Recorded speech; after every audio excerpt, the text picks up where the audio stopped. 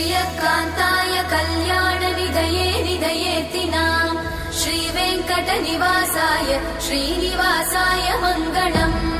Lakshmi सविभ्रमालोक सुभ्रूविभ्रमचक्षुषे